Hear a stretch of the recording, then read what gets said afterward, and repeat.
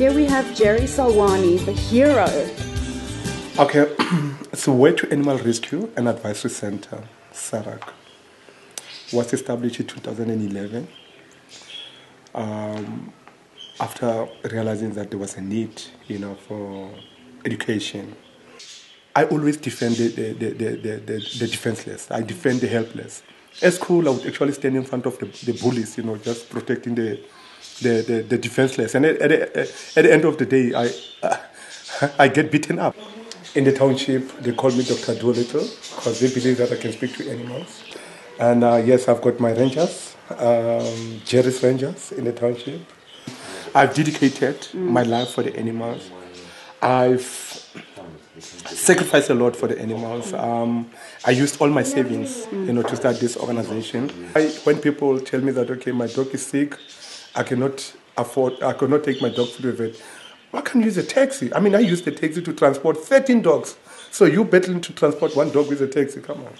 The other thing is, we're in the process of trying to see if we could actually change the legislation.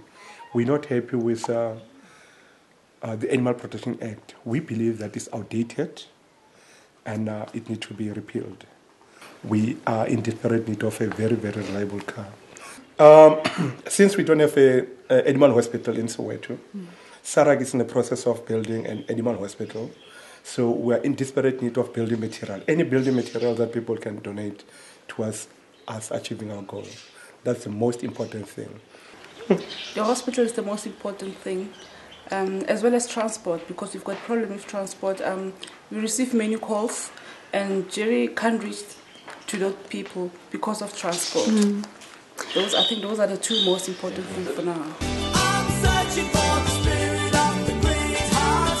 I see the fire in your eyes. Oh, you are. You're an absolute hero, and you're far too humble. Really.